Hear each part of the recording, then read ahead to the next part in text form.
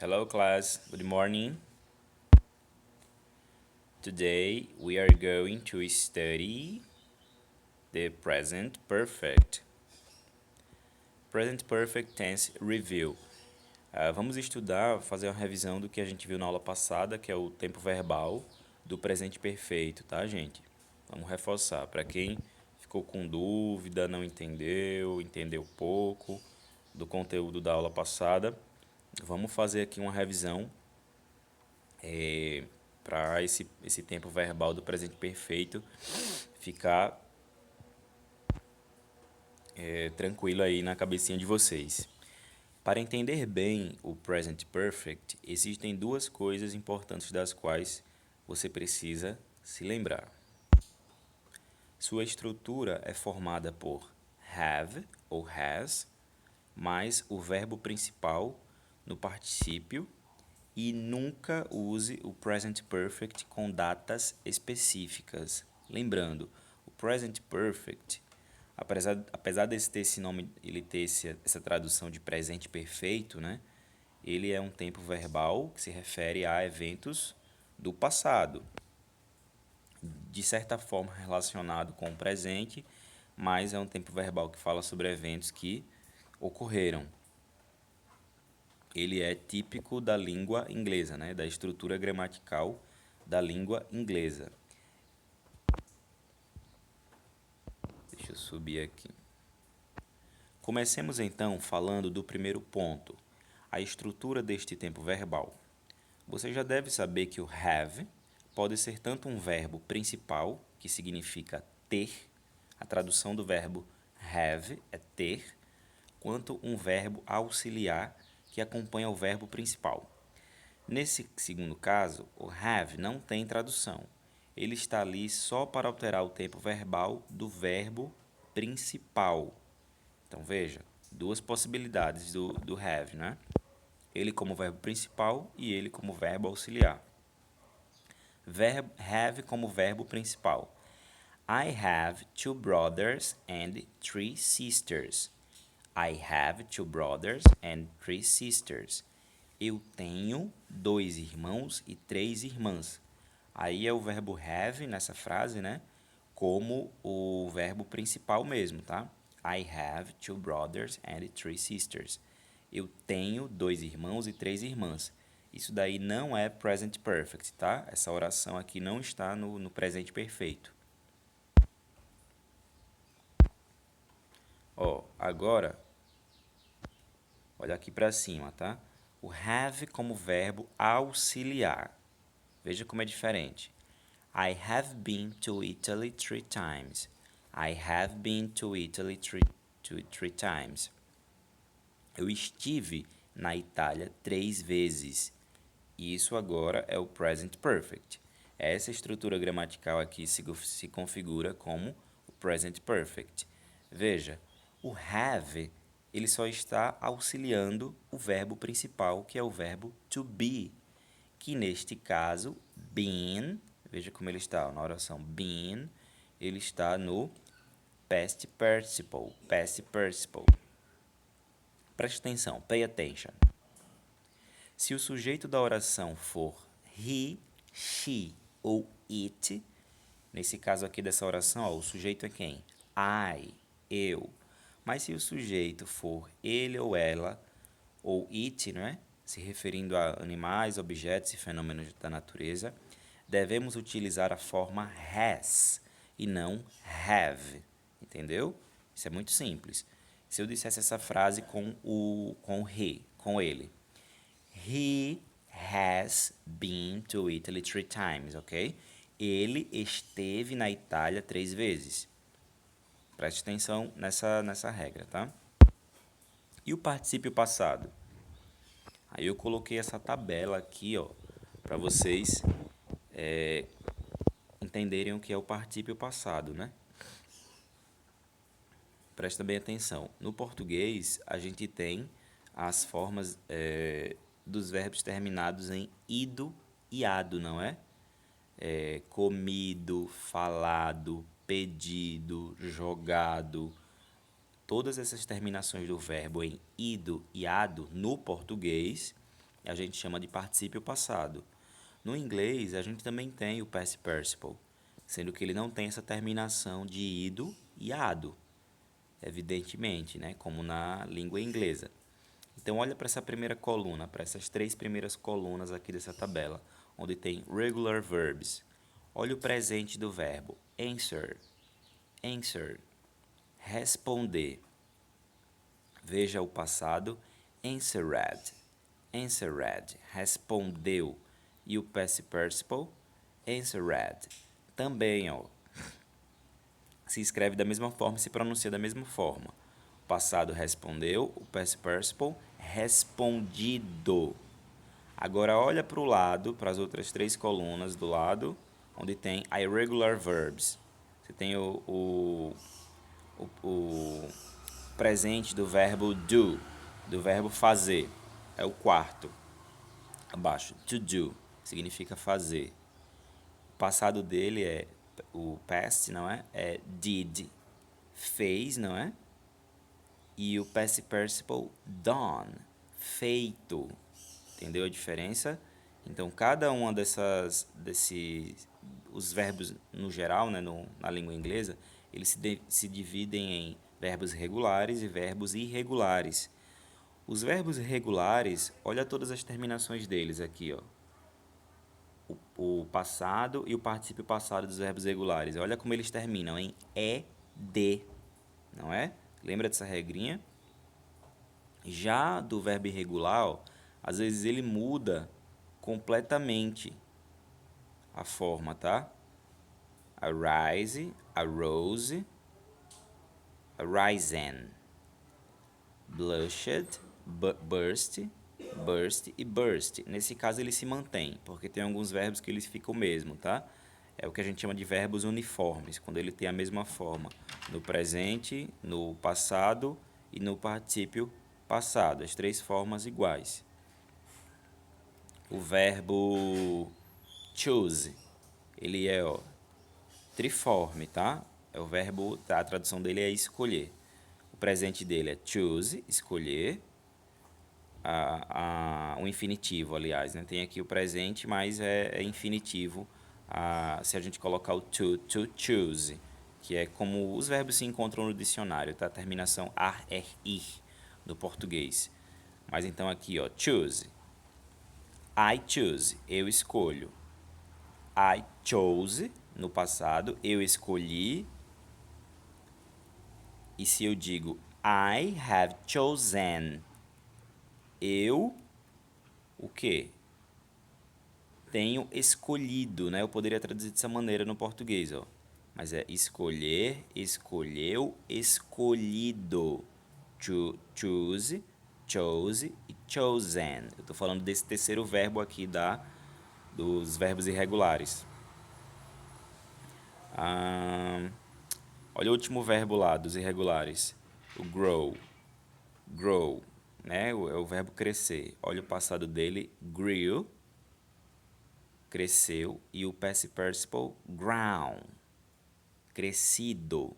Entendeu a diferença entre presente, passado e o particípio passado, tá?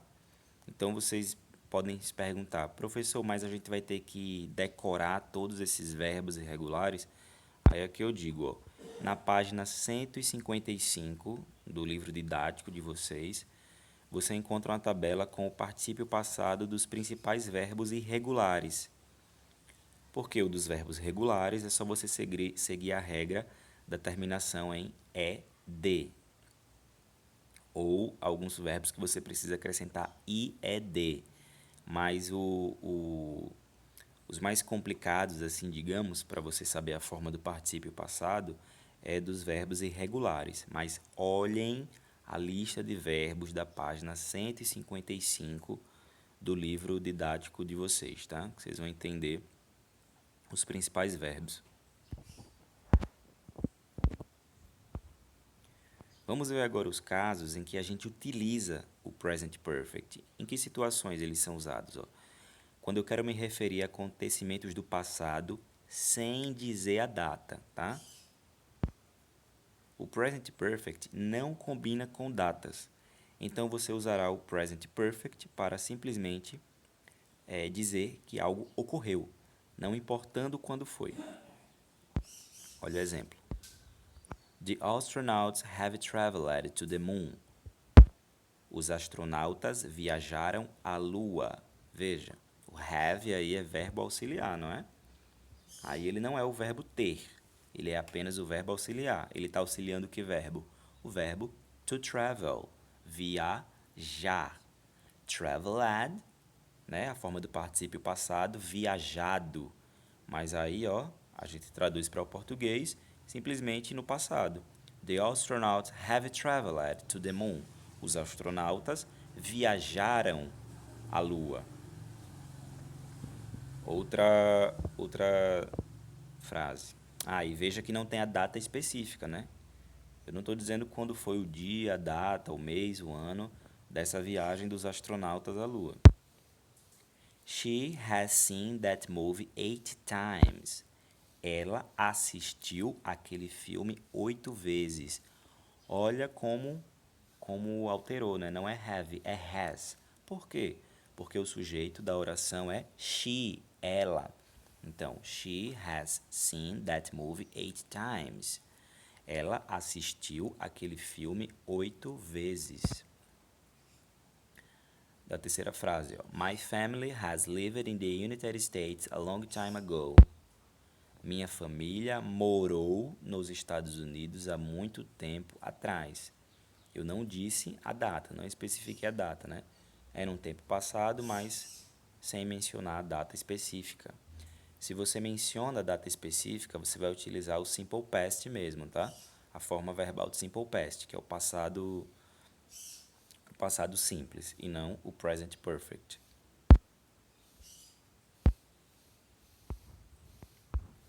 A segunda situação em que eu utilizo o present perfect. Acontecimentos do passado que ainda são verdadeiros. Neste caso, você pode dizer quando a ação começou ou quanto tempo faz que ela está ocorrendo. O present perfect, assim, age como uma ponte entre o passado e o presente. Veja. She has lived in São Paulo all her life. Ela morou em São Paulo toda a sua vida, né? Ela morou e continua morando em São Paulo em toda a sua vida. It has rained a lot this year. Tem chovido muito esse ano. Choveu e continua a chover. I have known him since I was 11. Eu o conheço desde que eu tinha 11 anos.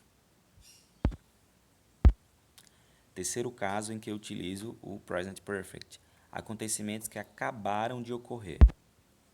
Aqui você também poderia utilizar o simple past, tá? O passado simples. Mas ao utilizar o present perfect, você enfatiza, né? Você dá importância que aquilo acabou de acontecer, que é algo bem recente. Veja o exemplo. I have lost my keys and I just can't find them. Eu perdi minhas chaves e simplesmente não consigo encontrá-las. Essa ação, acabou de acontecer. We have just started our conversation. Nós acabamos de começar nossa conversa. Call 911. I think she has fainted. Ligue para a emergência. Eu acho que ela desmaiou. E o quarto caso, em que você utiliza o present perfect é mudanças no decorrer do tempo. Use também o present perfect para falar de algo que mudou ou que se intensificou com o passar do tempo. You have grown so much since the last time I saw you. Você cresceu tanto desde a última vez que eu te vi. A mudança no decorrer do tempo, né, que ela se intensificou. My English has really improved since I was moved to Australia. Meu inglês realmente melhorou desde que eu me mudei para a Austrália. WhatsApp has become one of the means of communication among young people. O WhatsApp se tornou um dos principais meios de comunicação entre os jovens. Olha que eu estou usando has, não é? Para me referir ao WhatsApp. Por quê? Porque o WhatsApp é it, não é? Eu estou falando aí, o it é objetos, animais e fenômenos naturais. E o WhatsApp aí se encaixa como um objeto, né? Por isso é o has become e não o have become, ok?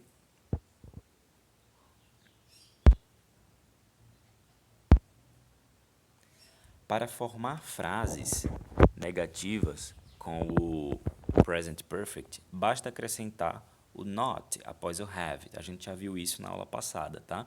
Tudo isso aqui é revisão. Também é muito comum o uso do never, a palavra never, né, que é nunca. Essas frases que a gente viu, vocês perceberam que todas elas estavam no modo afirmativo, né? Mas e se eu quiser transformar elas no modo negativo? O que é que está dizendo aqui em cima? Que eu acrescento, né? Coloco o not depois do have. James hasn't finished his homework yet. Você pode tanto escrever o has not como o hasn't, não é? James has not finished his homework yet. James não terminou sua lição de casa ainda. James não terminou sua lição de casa ainda. Veja, se essa frase fosse afirmativa, como é que ela ficaria? James has finished his homework. James terminou sua lição de casa, não é? Veja que tem o yet aí, ó, no final, que ele cabe propriamente na frase negativa, né? James hasn't finished his homework yet.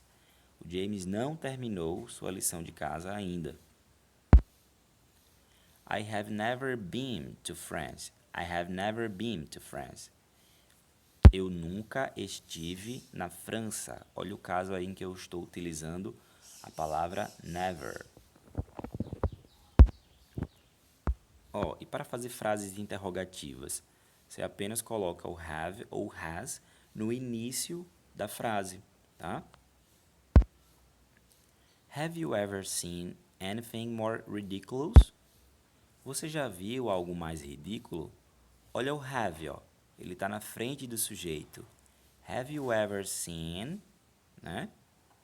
Você tem o you, que é o sujeito, o seen, que é o verbo principal, né, no particípio passado, é o verbo to see, ver, e o have, ó, que na afirmativa ele fica juntinho do verbo principal, que aí nesse caso é o seen, ele foi deslocado para o início da frase. Have you ever seen anything more ridiculous? Você já viu algo mais ridículo? E a próxima oração. Has he lived here since he was a kid? Has he lived here since he was a kid?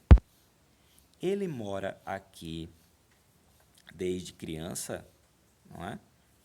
Tô fazendo uma pergunta acerca do passado, né? Ele morou aqui desde criança, ele mora aqui desde criança, uma frase no sentido de que se ele morou e continua a morar, eu estou perguntando, não é? Veja, o has nesse caso, porque o sujeito é he, ele foi para o início da oração. Só é trocar, ó. Se essa frase fosse afirmativa. He has lived here since he was a kid. Mas como é interrogativa, ó, eu só coloco o have ou has no início da frase. Nesse caso dessa última oração aqui, o has. Has he lived here since he was a kid? Ele mora aqui desde criança, né? A gente poderia traduzir dessa maneira. Dúvidas, questions, vocês me fazem pela aula quando a gente começar a nossa aula no WhatsApp, ok? E durante a aula a gente vai fazer a correção daquelas frases que eu passei para vocês, né? Que estavam no Simple Past, no passado simples. Eu mandei em PDF pelo WhatsApp na terça-feira. Nossa última aula foi na terça. Então hoje a gente vai corrigir as orações, ok? Bye bye, class. See you later.